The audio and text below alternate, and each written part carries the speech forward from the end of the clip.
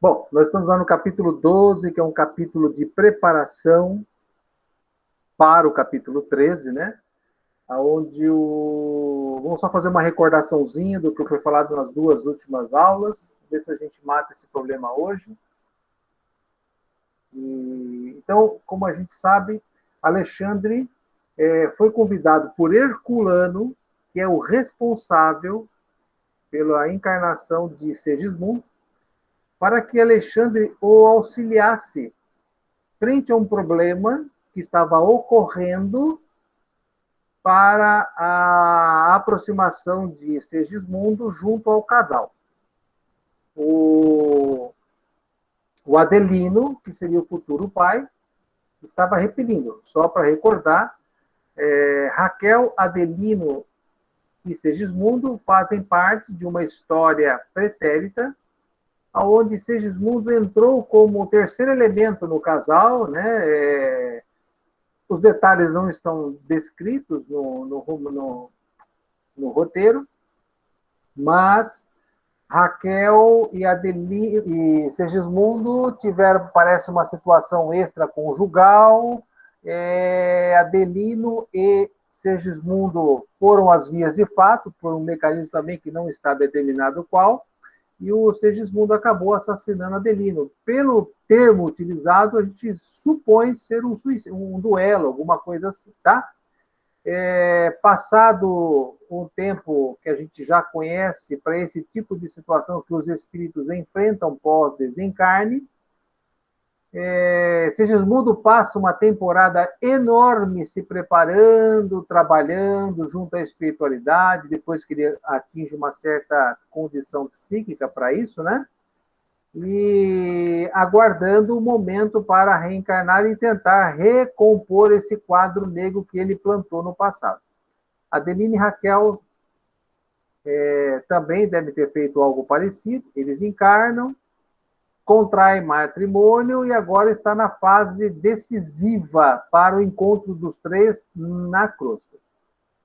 Adelino, através de atitudes psíquicas, ele está dificultando a aproximação do Segismundo. E aí o Alexandre, que é o mentor, o nosso orientador maior nesse texto aí, né, junto ao André Luiz, foi assim mobilizado para auxiliar a equipe de trabalhadores responsáveis por esse projeto de levar Segismundo à encarnação junto aos seus antigos parceiros. Bom,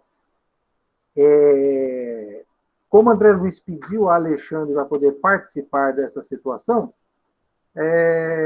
o Alexandre consente plenamente, porém, matriculou o André Luiz num cursinho rápido lá, junto a uma instituição no plano espiritual, para que ele tome noção de alguns apontamentos que são levados em conta para esse tipo de procedimento, né? Porque a encarnação de Segismundo é considerada uma encarnação, de uma certa maneira, vou usar uma expressão minha particular, especial, porque ela já vai contar com planejamento de recomposição de situações negativas, né? Então, para isso, ele vai contar, inclusive, com o planejamento da estrutura orgânica que ele irá utilizar-se nesta encarnação. Então, como o Alexandre vai falar com o André Luiz sobre esses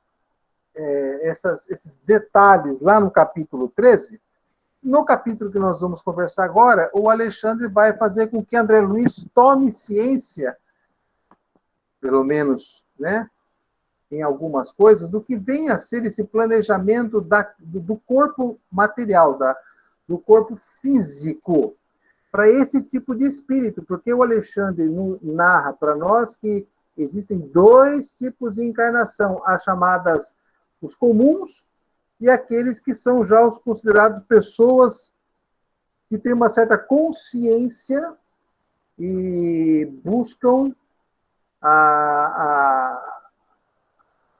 se se regenerar. Então, são pessoas que passam por um processo de planejamento, tá?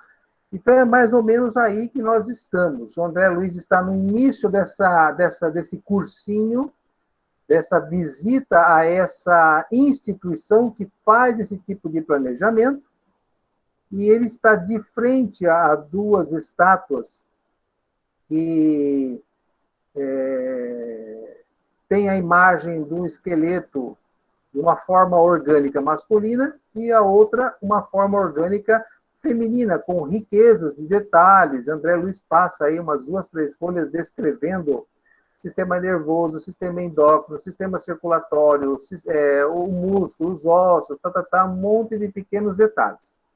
E na última aula nós paramos no momento em que André Luiz paira sobre o órgão genital, o setor, o genésico das imagens que ele está apreciando, por se tratar de 2 pontos de muita energia que chama a atenção dele. E aí Alexandre, percebendo esse ar de interrogação, tal, né? Ele queria saber o porquê que aquele ponto se destacava tanto frente aos demais. O Alexandre lança algumas observações, que nós lemos uma parte dela, né? Na crosta, está lembrado? Disse-me Alexandre, sorrindo. Em sentido geral, ainda existe muita ignorância acerca da missão divina do sexo. Estão lembrados dessa parte aí que nós paramos? Tudo bem? E a partir daí, Alexandre tece alguns comentários a esse respeito, né? Eu resumi da seguinte maneira, porque, na verdade, eu não sei onde tirei da minha cabeça que esse texto iria aprofundar-se nessa coisa da sexualidade, e não é isso. Na verdade, ele realmente só dá uma pincelada, porque o foco, nesse instante, é a reprodução humana e a reencarnação do Segismundo, né? Essa questão da sexualidade, da energia sexual, é tratada em outras obras, inclusive de André Luiz e de outros autores que ditaram através de Chico Xavier. Portanto, para nós, algumas coisas que Alexandre colocou, que eu resumi da seguinte forma, ó. Ele fala que a ignorância comum a respeito da energia sexual, da função do sexo. Depois ele fala, a paternidade e maternidade são os mecanismos de redenção, são 2 mecanismos importantíssimos levados em consideração pelo plano espiritual. E ele fala que nem sempre isso é levado em conta pelo plano carnal. Isso a gente está careca de saber, né? O quanto ainda a questão da maternidade e paternidade está muito aquém do que realmente deveria estar em relação aos seus preconizadores. E ele faz uma advertência. Na questão do trato do sexo, né? Que eu achei bastante interessante. Ó, necessário o esquecimento dos costumes, crenças e valores, pois os que deles fazem uso são grandes infelizes por si mesmo. Isso ele falando em relação ao trato da energia sexual, que é trazido nos nossos costumes, né? Nas nossas tradições, que se passa de geração para geração, de amigo para amigo e de educador para educador. E fala que realmente ainda nós somos muito confusos no entendimento desta questão. E coloca lá, e aí ele apresenta, na sequência, Manassés, que é um novo técnico que vai entrar em cena aí, que vai percorrer com André Luiz alguns departamentos dentro desse sistema, né? desse edifício. E a primeira coisa que chama a atenção do André Luiz é a questão que o Manassés ele lança uma expressão interessante, que ele fala assim que muitos espíritos, infelizmente a grande maioria retorna ao nosso plano espiritual sem completar todos os objetivos que traçam antes da reencarnação. Poucos são os espíritos completistas. E André Luiz faz ele falar um pouquinho mais sobre o que vem a ser espíritos completistas, né? E ele explica que são aqueles que realmente conseguem, através de muito esforço, de muito labor, completarem os seus propósitos em suas encarnações. E ele acrescenta algumas características que esses completistas já lhe tinham chamado a atenção.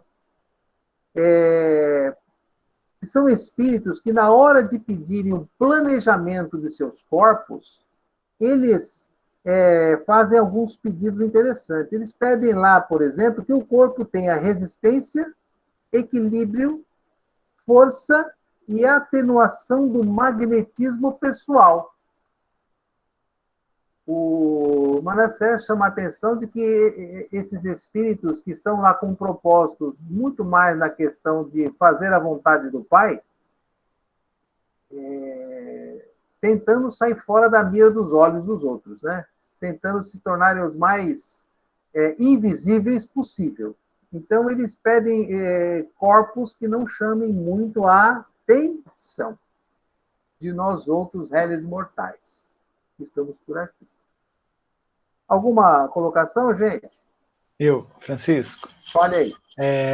Eu achei muito legal que o Manassés ele fala assim, ó, esse completista é o título que designa os raros irmãos que aproveitam todas as possibilidades construtivas que o corpo terrestre lhes oferecia.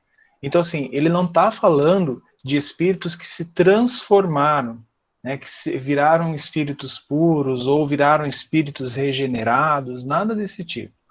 O corpo deles foi planejado, né, como a gente vai ver a reencarnação de Segismundo, e a reencarnação da Anacleta, logo em seguinte, o planejamento dela, são espíritos que aproveitaram essa oportunidade, que traçaram metas e cumpriram.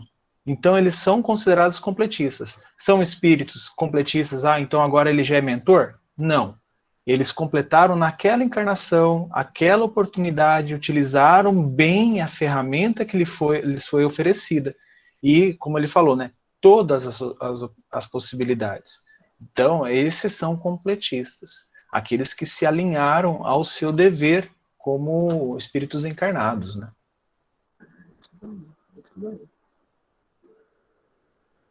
Ô Francisco, então, assim, porque, como o Juliano falou, como por conta disso, eles ganharam, né, a possibilidade, adquiriram a possibilidade de fazer escolhas para uma próxima encarnação e, né, vamos dizer assim, facilitar, né, um pouco a vida, não ter trazendo algumas imperfeições, coisas, não tendo um corpo físico, né, ou até um magnetismo que atraísse olhares, onde eles pudessem cair em tentações, vamos dizer assim, né? Então, quando eu li assim, eu falei, mas aí é fácil, né? Fiquei no primeiro momento, eu falei, pô, você pede para que você venha com essas facilidades que eu digo assim, né, para que você não caia, mas relembrando lá o que o Juliano acabou de falar, eles passaram em outras existências, adquiriram essas possibilidades, porque completaram as missões que lhe foram incumbidas, né, então, por isso, eles têm essa possibilidade de escolher, de vir aqui, é óbvio, conquistar virtudes, mas tem essa tranquilidade de não se preocupar em cair, em se perder com essas questões da matéria, do corpo físico, né? Eu acho que eles têm preocupação em cair, sim. Não, tem preocupação, mas vem com a facilidade de não ter esse magnetismo que chame a atenção, de ter, de repente, uma deficiência, alguma coisa que faça com que, né, eles... na verdade, é o que a gente aprende no autoconhecimento, né? Vamos imaginar que é uma reencarnação com contenção. Isso. Né? Eu sei que eu adoro ir para o cassino, então eu não virei com uma bolsa cheia de dinheiro.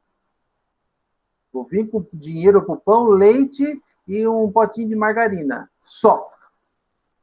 Para não ter a tentação de ir lá e fazer um joguinho a mais. É mais ou menos isso mesmo. Fala aí, Vence. Ó, de novo, esse cara, de novo. Quem que chama esse cara para na rodinha, hein? Meu, ele não tem um fone bom, ele não tem um áudio decente. Que coisa. Ele ganhou de presente de aniversário um fone maravilhoso que ele se recusa a usar. Pronto, falei. É isso aí, Juliano. Adoro essas coisas. Acho que agora deu certo, né? Ei, vamos Tá, lá, então, Inês, fala lá. consertei. O corpo físico, às vezes, pode servir como um limitador de erros externos, né? De fatores em que eu vá fazer, que eu vá manifestar, mas também ele não impede os pensamentos, a revolta interna, a rebeldia, a ira. Então, isso acaba sendo também um fator importante, porque não é uma certeza que eu não vou ter a reforma dos meus sentimentos, né? Então, é complicado isso, a gente também achar que o corpo já vai resolver isso e tudo tá certo. É por Então, isso que tem a doutrina que fala, ó, você é feinho, mas você também é filho de Deus. Tenha fé, continue nessa, que tudo vai dar certo. Não é assim, Inês? Exatamente, é bem por aí. Gente do céu, a mãe tá brincando, mas é um negócio bastante assim, complexo. Porque, veja, você prepara a sua encarnação, você está no plano espiritual, né? E você se conhece, porque esse pessoal que está planejando nesse espaço de pesquisa, de, de mapa cromossômico, é um pessoal que já está no processo de auto-pensamento, de auto-reflexão, né? Então eles sabem que quando está na carne, o cara fica cego, ele deixa transbordar o que ele é na sua essência, não aquele aspecto, aquele ar de anjinho no departamento que ele está ali planejando. Ele sabe que o balacobaco com ele é mais forte. Então ele precisa realmente compor umas estratégias de atuação, de planejamento, que lhe confiram uma certa defesa, uma possibilidade de êxito. Então, realmente é um defeito, é uma limitação, é uma contenção da sua inteligência, né? Do acesso aos seus bancos espirituais, para que ele, por exemplo, se ele for uma pessoa que não se dá bem com dinheiro, então ele vai trancar alguns arquivos que facilitam o acesso, a parte, o dedinho de ouro dele, né? Vai ser um pouco controlado, esse tipo de ação. Eu penso. Um exemplo disso, né, a gente vai ver aqui na frente, nesse capítulo mesmo, sim, aquele espírito que cometeu um erro no passado, estava junto aos mentores, né, passou por aquele processo nos vales de sofrimento, de dor, mas se melhorou, começou a estudar, começou a ser amparado pelos mentores, desenvolveu, começou a atuar e trabalhar na espiritualidade, mas mesmo assim ainda tinha débitos. Ainda voltou e escolheu limitações ao seu corpo de carne, né? Mesmo com esse conhecimento, mesmo com essa dedicação, né? Então a gente tem que analisar bastante isso. A pessoa sedenta pelo poder, ou então pela libido, e ela tem a limitação do poder, ou a limitação física da libido por dentro, vai ter um martírio enorme. Muitas vezes pode acontecer dela desencarnar com aquela angústia, com aquela revolta, e isso não vai, às vezes, trazer grandes mudanças. Uma mudança, claro que vai ter. Ela também não concluiu o que ela faria se ela não tivesse a limitação. Mas, às vezes, a mudança foi bem sutil, né? Então, volta com toda aquela situação interna, mexida e abalada e dolorida, né? Então, é aí que as coisas têm que interiorizar mesmo, né? Não só o fator externo, mas o fator interno também tem que agir muito sobre a pessoa, porque aí isso vai garantir, de fato, a eficácia. Mas é claro que um freio já alivia bastante, né? Estamos aqui conversando com o freio ali bastante, porque aqui nenhum de nós está com nenhum tipo de freio, né, meu amigo? Queria saber só se tivesse. Tudo bem. Mais alguma coisa, gente? Então, depois acontece um desenrolar.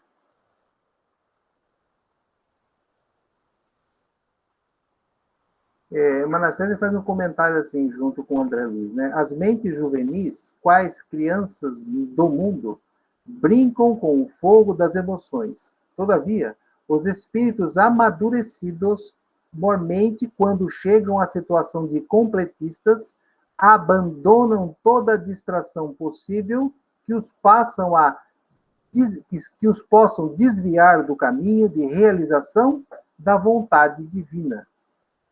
Isso eu achei muito importante, porque assim, eu ainda não estou na condição de completista, né? Então a gente vai analisando essas observações que esses caras fazem, e a gente fica assim, né, com aquela divagação dentro das emoções, das insatisfações que a gente tem, tal. Estamos perdendo energia. Fala, Juliano. Eu achei bem interessante a expressão que Manassés usou, né? Brincam com o fogo das emoções. Assim, a emoção não é uma coisa que você acha que vai te machucar, que acha que vai te, no caso aqui, te queimar, te causar dor, né? E é o que ele fala, a gente brinca com as emoções como uma criança, até se queimar, até ficar uma dor tão profunda que ela vai sentir. Então, por isso que eu achei legal a expressão de mentes juvenis, que é igual uma criança que não conhece o fogo, vai brincar com ele. E essa questão, né, que a gente conversou bastante sobre realizar a vontade divina, né, porque é uma coisa que muitos de nós está bem afastado disso. A gente quer realizar as nossas vontades egoístas e não a vontade que o nosso Pai determinou para toda a sua criação, né, para que o que nosso Pai quer como co-criadores que somos, né? E para isso, a gente vai recordar alguns conceitos lá de Emmanuel que ele fala sobre direitos e deveres, né? Que é uma coisa bastante iluminativa, principalmente a questão do dever para nós. Vocês estão familiarizados com a história de Berlamin do Bicas? Berlamin do Bicas? Já ouviram falar esse nome? Já. É a história de um camarada que encontra com o André Luiz lá no Astral. A Tatiana, nós conversamos ano passado sobre esse camarada aí.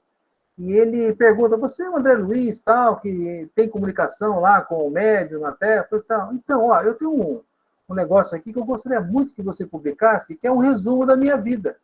Então, ele deu para o André Luiz um documento que o André Luiz guardou e deu depois. E o André Luiz narra que o documento era muito interessante, porque ele fala que Bernardino Bicas, quando ele se assumiu espírita, ele começou a fazer, no decorrer de sua vida, uma tabulação dos momentos em que ele fazia um desvio no seu temperamento. Ele ficava nervoso, ele brigava, ele xingava, ele tinha ódio, ele ficava... Qualquer tipo de alternância no seu estado emocional, ele fazia um apontamento, os motivos, né? Que ele chegou até lá.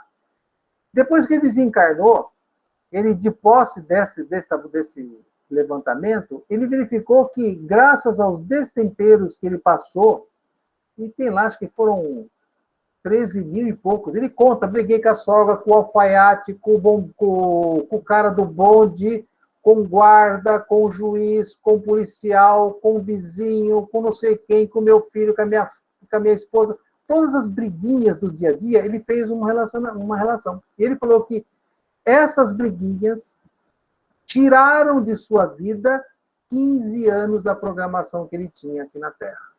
Queimaram o fluido vital dele 15 anos. E ele desencarnou antes do previsto, por causa dessa coisa aí, desse destempero. É muito interessante. Berlamino Bicas. Lá em Nosso Lar, Lisias fala com o André Luiz que ele era responsável por 80 pacientes, dos quais 56 chegaram antes do programado, porque realmente se deixaram levar pelo destempero das emoções. Apenas 24 tinham completado o projeto que eles tinham lá planejado.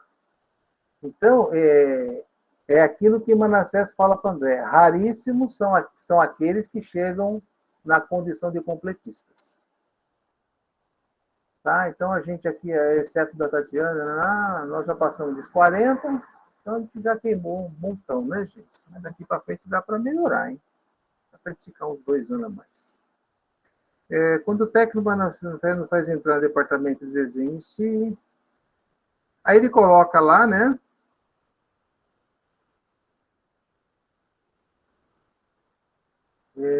No serviço de recapitalização da tarefa especializada na superfície do globo, a reencarnação nunca pode ser vulgar. Então, ele separa de novo e volta a insistir que as encarnações que eram planejadas por aquele departamento, elas não eram encarnações comuns, eram encarnações especiais, né? Depois ele fala o quê? Aí vem o caso da Anacleta, que é o primeiro espírito que ele vai usar como exemplo. André Luiz vai descrever 3 casos de reencarnação que passam por esse departamento. Então, o primeiro caso que ele vai destacar é a Anacleta, que é um espírito que se apresenta na forma feminina e que pede a André Luiz a intercessão dele, né, para que auxiliasse. O que ele fala? O que ela pede para ele aqui? Projeto reencarnar, anotei comportamento... Eu faço minhas anotações aqui sobre esse processo. E eu não lembro o que ela pediu a ele para que interferisse no caso dela. Mas é um caso bastante interessante em que ela vai reencarnar, ela vai buscar 4 espíritos que ela foi responsável como mãe aqui na última encarnação. E fala, Julião, você achou aí? Ela fala assim, ó, muito grata pelo seu conforto de suas palavras. Mais tarde, ao se lembrar de mim, ajude-me com seu pensamento amigo. Então, ela não faz nenhum pedido especial de alguma limitação física, né? Isso não aparece no texto, graças a Deus, porque a tarefa que essa mulher vai enfrentar, ela vai resgatar 4 espíritos que foram seus filhos, que ela teve um problema sério na educação deles, na encarnação passada, e esses 4 tiveram fins horrorosos, né? Eles se perderam física e moralmente em essas encarnações. E eles serão trazidos por ela para uma nova experiência. Ela vai buscá-los nos abismos, olha lá. Quer dizer, você imagina a vibração desses camaradas, como deve ser difícil, né? Dos quais 2 deles serão paralíticos, 1 será débil mental, e a menina é que vai ter uma condição melhorzinha para amparar nessa tarefa que vem pela frente. Esse é o planejamento da Anacleta. E ela está ali, me parece, também para falar sobre o planejamento dos 4, né? Eu acho que eles estão planejando o corpo, a reencarnação dos 4 no diálogo. Depois tem um segundo espírito também, que não se fala o nome, mas caracterizado como um espírito feminino, né? Em que ela pede a Manassés que interfira pedindo que ele ajude a perceber um problema, se eu não me engano... Sistema endócrino. Endócrino, né? Para que ela tenha problemas com peso, possivelmente, e isso a torne menos atrativa, né? Naquela questão magnetismo não muito forte. Diga. Esse caso dela, né, com problema na tireoide, paratireoide, hormônio descontrolado, traria alteração física dela, mas eu tinha pensado que todas as doenças que a gente tem hoje, atualmente, elas estão relacionadas a algum fator que eu causei diretamente, alguma marca no meu perispírito, alguma energia minha que agiu naquele órgão, naquela glândula e causou uma alteração e gerou a doença. Mas você vê que aqui não foi o caso, ela não fez isso diretamente com a tireoide dela, não foi nenhum pensamento dela, nada. Simplesmente um desejo, um pedido que fosse colocado como prevenção, como profilático, para evitar uma falha. Isso eu achei bem interessante. Às vezes pode chegar alguma situação dessa na câmera, né, do P3A para assistência física, e às vezes não tem um circuito direto da mente dela causando aquilo, foi simplesmente programado, incorporado no código genético dela. E como que altera esse código genético dela para ela ser curada? Não vai ser, a gente não vai conseguir, não vai ser permitido, né? Nem a medicina, nem as ajudas espirituais, e tem que ficar ali, né? Não deve ser mexido. Então, é para a gente observar até que ponto a gente vai com as nossas intenções de curar as pessoas, né? Tem a melhor intenção, o melhor objetivo, devemos fazer isso, mas nem sempre vai conseguir. E não foi um erro, não foi uma falha, né? Não ter conseguido. Às vezes é uma situação dessa, né? Fala, quem levantou a mão primeiro aí?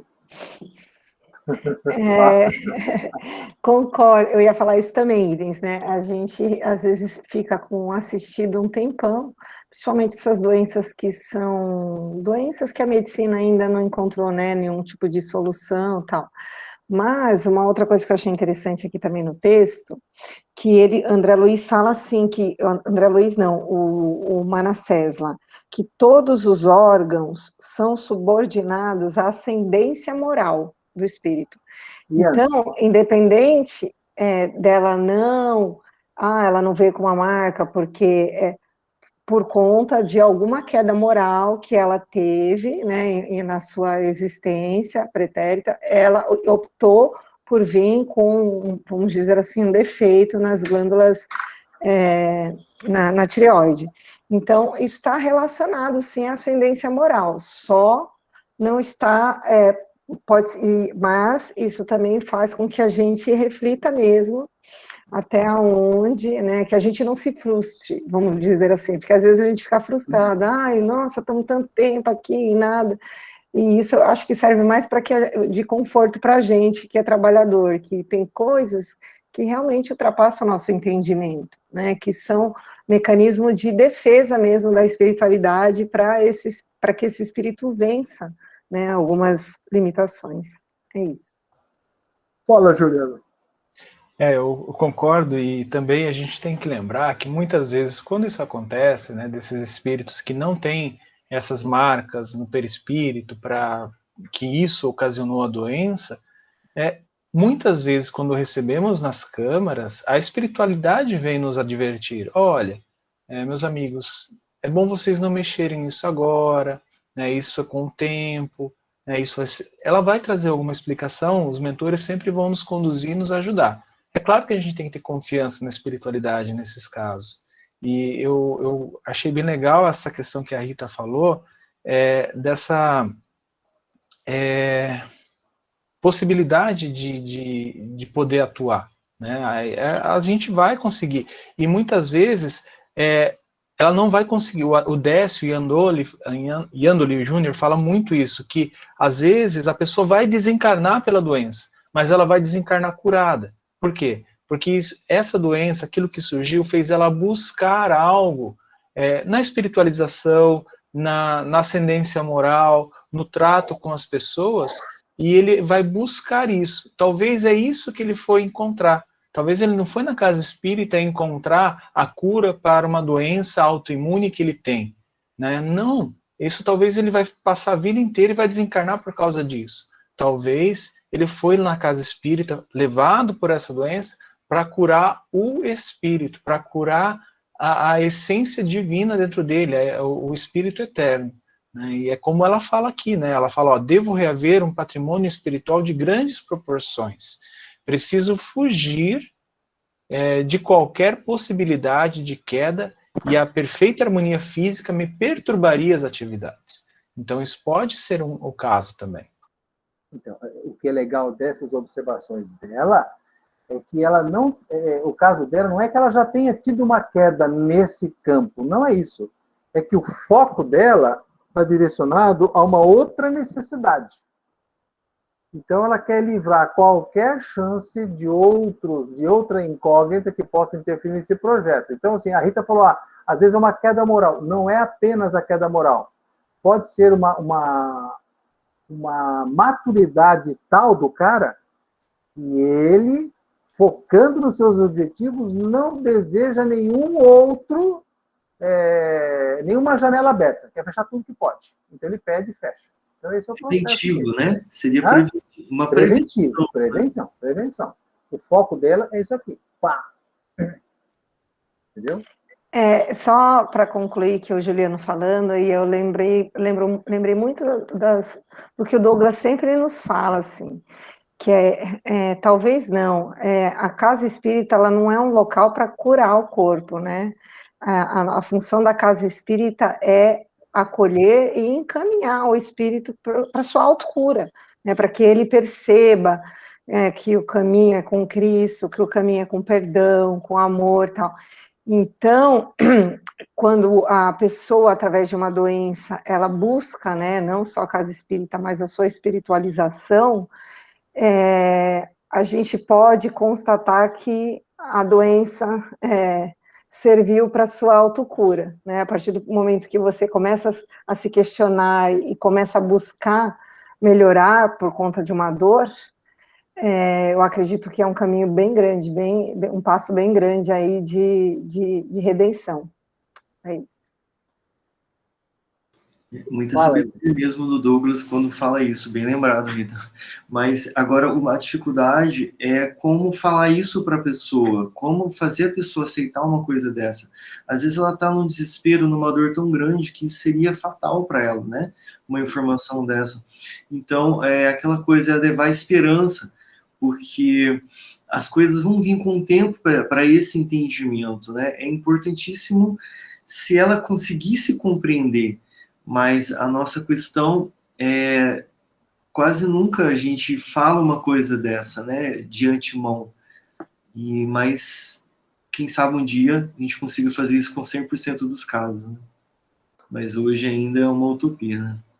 A filosofia espírita, ela nos ajuda pra caramba, nos embasa em vários problemas da vida, né?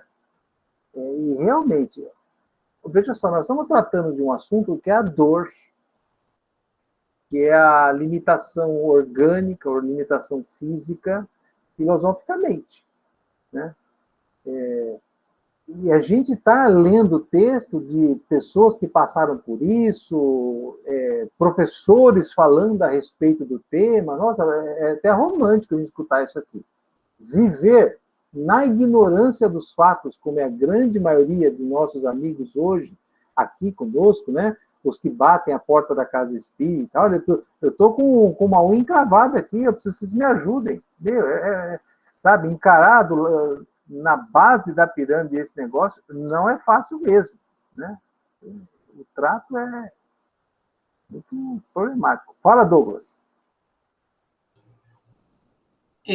Eu acho interessante a abordagem que vocês fizeram, e nenhuma delas tem qualquer impropriedade. Eu acho que tudo isso é exatamente como acontece no plano espiritual. O que eu queria ressaltar, em função do que o Ives comentou, da preocupação de nós, digamos assim,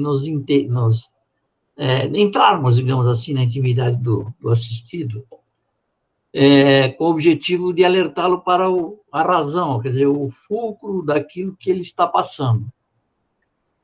Eu entendo o seguinte, que a espiritualidade, especialmente aquela que cuida dos projetos reencarnatórios, elas acrescentam, dentro da pretensão do reencarnante, coisas que ele nem mesmo não sabe, porque ele não conhece.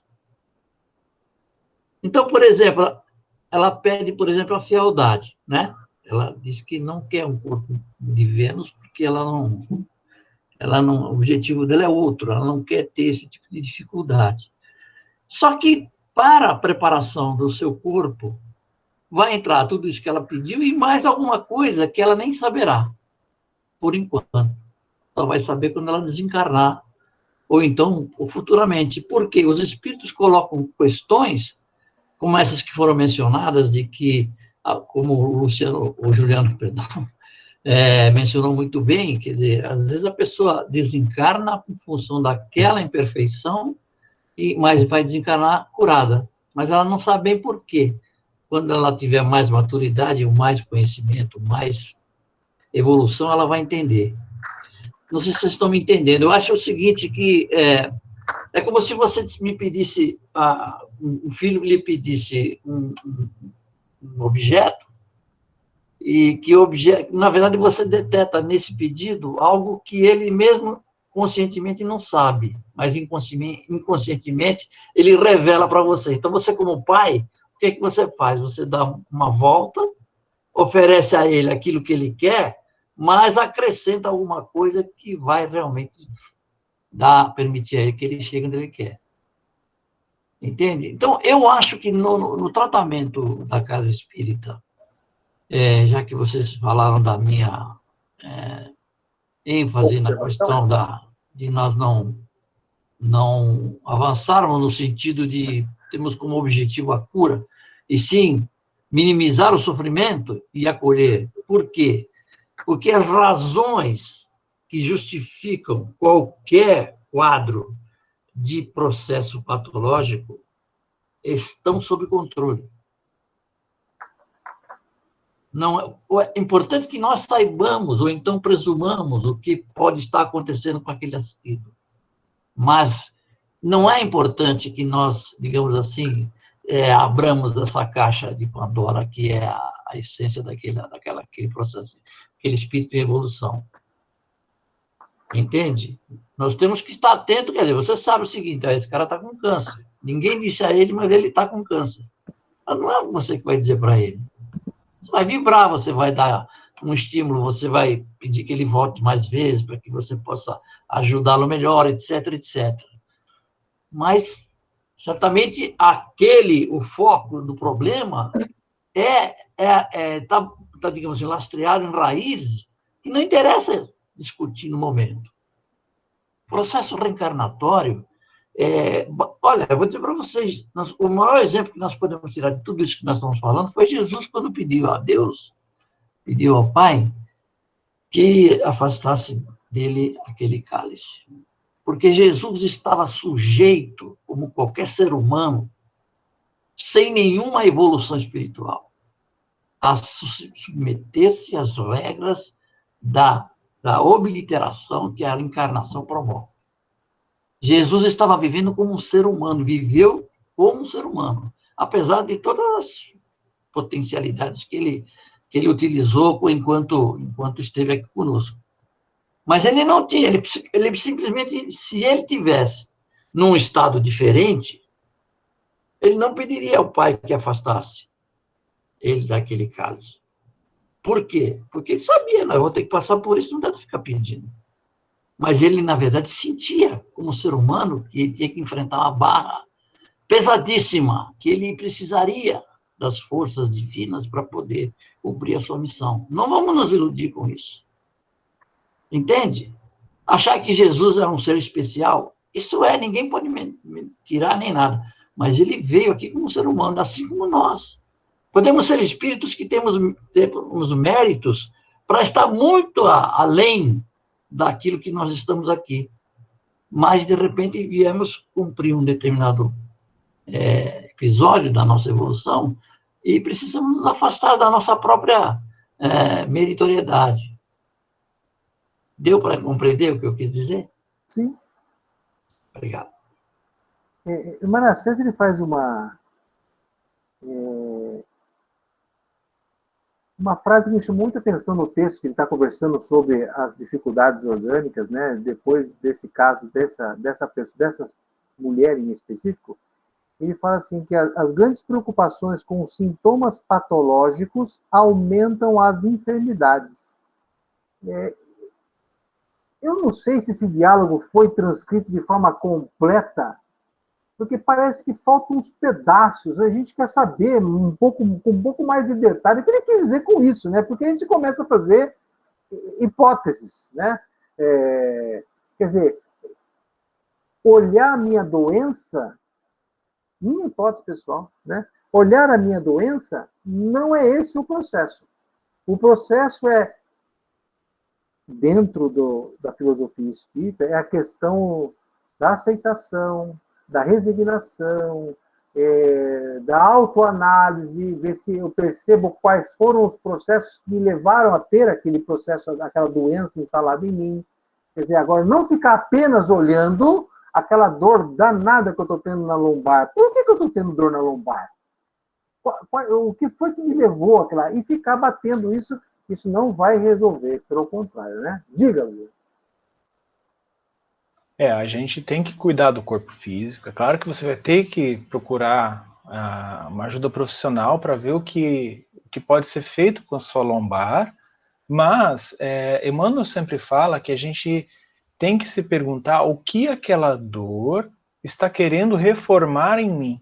Então, nós não devemos ter a visão infantil de que o pai nos permite sofrer dor ou qualquer outro tipo de dor física ou moral, achar que isso é em vão. Isso não é em vão. Essa dor, ela quer reformar algo em mim. A gente esquece que nós somos filhos de Deus, seres eternos. Então, a gente não está aqui à toa. Essa dor na lombar não é à toa. É claro que pode ser originada da má postura, de várias coisas, mas ela quer sim resolver algo em mim. Ela quer resolver. Nem que seja do corpo físico, mas quer. Uma vez o capitão lendo um exame médico de sangue meu, pré-diabetes, né? E a gente tem uma certa intimidade, falei, capitão, mas qual o significado disso? Ele falou assim, olha, pela medicina chinesa, isso significa que em sua vida falta doçura. Quer dizer, existe uma ascendência psíquica que está interferindo no funcionamento do meu físico. Ele falou, Francisco, você é um cara que tem necessidade de ter uma vida um pouco mais doce. Sua vida ainda está muito amarga na sua forma de ver. Quer dizer, existe... Nós temos algum material para reflexão já a nível de encarnado aqui na Terra sobre essas questões, sim. Fala, Ives. Então, assim, tomando cuidado, às vezes, pelo que eu falei, para a gente não entrar no campo do masoquismo, né? Que a gente tem que ficar sofrendo para conseguir expurgar as impurezas do nosso espírito. Mas eu acho que se a ajuda está aí, ela é para ser usada. Né? Toda ajuda é para ser usada. Então, se a gente tem algum problema de saúde, alguma coisa assim, temos que correr atrás, porque às vezes aquela doença, aquela situação que a gente está, é um acúmulo de energia densa que eu provoquei, e aquela ajuda vai me ajudar, vai proporcionar que dissipe essa energia acumulada, e isso vai me dar um fôlego para eu conseguir caminhar melhor, porque às vezes se eu não procurar essa ajuda também, eu vou ficar naquele mecanismo, naquela falta de energia, naquela falta de potência da alma para conseguir evoluir, e com aquele auxílio eu vou ganhar um fôlego, eu vou ganhar uma nova esperança, um novo horizonte, né, como a Rita e o Francisco sugeriram o nome legal do curso. Então, eu acho que a gente tem que tentar mesmo dissipar o máximo que a gente puder das nossas dores, das nossas dificuldades, sozinho e com ajuda, né? Não, mas você não tinha feito nenhuma colocação que a gente entendesse algo contrário a isso aí, tá tudo certo. Tá certo, quer dizer, não, tem que sofrer. Não, nada de sofrer. Francisco, sobre o que você falou das preocupações excessivas com sintomas patológicos, o texto, assim, o parágrafo, ele estava falando sobre a medicina terrestre, que ainda está muito preocupada excessivamente com sintomas patológicos, que eles ainda não têm o alcance de perceber que a complexidade das doenças, a grande maioria vem de fatores mentais, né, que são os grandes acarretadores das doenças do corpo físico. Então, foi isso que ele quis dizer, que vai chegar uma hora que a medicina vai conseguir unir a espiritualidade com os problemas do corpo físico, e aí vai perceber o papel que é o Evangelho de Jesus. Onde ele coloca aquela frase, né? O médico do futuro não se restringirá a receitas pontuais, mas dirigirá seus trabalhos curativos a providências espirituais, onde o amor cristão represente o maior papel. Né? E depois tem o terceiro caso, daquela outra entidade, daquele outro espírito, que vem a questão da úlcera, que será demarcada, né, possível úlcera, na sua fase adulta. Alguém quer fazer alguma observação desse caso em si?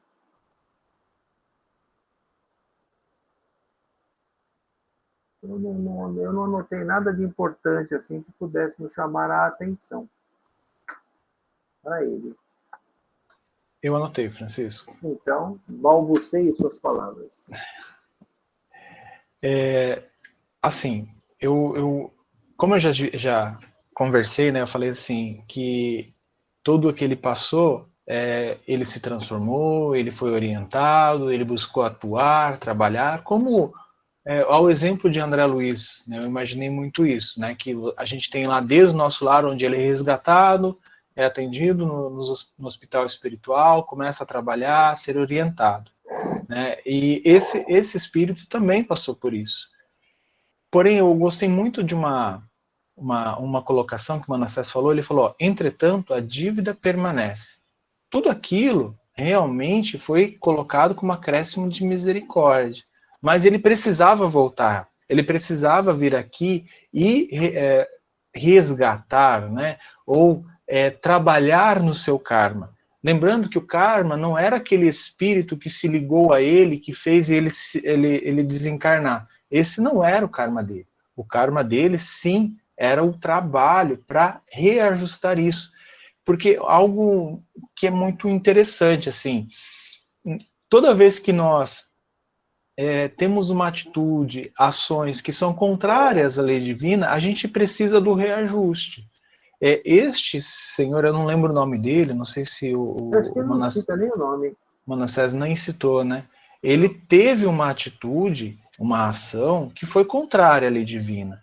E é óbvio que a lei divina pede reajuste. Mas ele até me comenta, né, que lá no final, que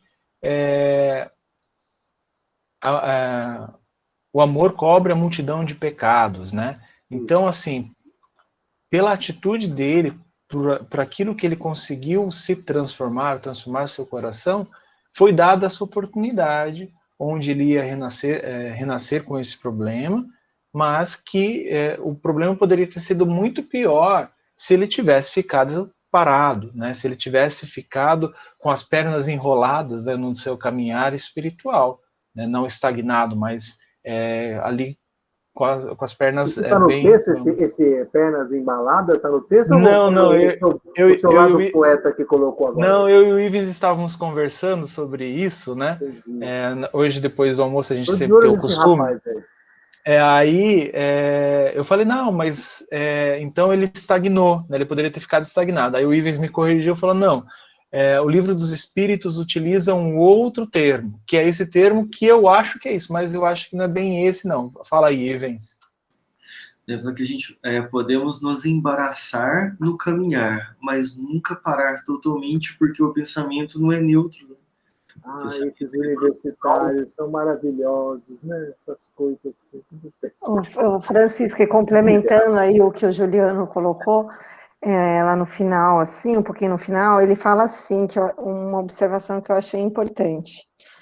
A justiça se cumpre sempre, mas logo que se dispõe o espírito a precisa transformação no Senhor, atenua-se o rigorismo do processo redentor. Então, acho que a partir do momento que o espírito, ele entende que ele precisa se redimir, né, ele aceita as suas limitações e quer fazer parte desse processo, foi o que o Juliano falou, não fica lá estagnado, sai, né, começa a caminhar com as próprias pernas, é óbvio, com a ajuda da espiritualidade, ele vai ter sim, né, algumas batalhas para enfrentar, mas com certeza serão mais leves do que quando a gente ainda está no momento de rebeldia, que a gente não aceita a situação atual que nós estamos. Gente, ultimamente eu estou sendo muito bombardeado pelas histórias da vida de Chico. Toda hora que eu pego uma palestra, tem alguém contando algo de Chico, né?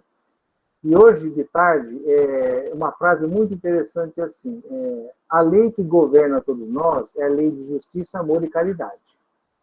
Né? Só que Deus nos governa muito mais com misericórdia do que com justiça, porque se ele governasse a todos nós com justiça, o negócio ia ficar muito ruim para o nosso lado. Então, assim, a misericórdia de Deus para conosco é imensurável, né? Enorme. Diga, Douglas. Não há justiça sem misericórdia. Ai, Deus do céu, viu? Tem que ter a misericórdia, senão lascou-se tudo. Seria muito dolorido, né? Nossa! Doiria. Então é isso. Com isso a gente encerra o capítulo 12. Quem vai ser o facilitador da próxima etapa? Senhor Juliano, então tá bom. Eu vou fazer muito esforço para caminhar junto, se Deus quiser. Tá bom. Eu tenho até um caderninho para isso. Fora isso, tudo bem? Tá. Então vamos pedir licença então à espiritualidade que nos possibilitou esta reunião,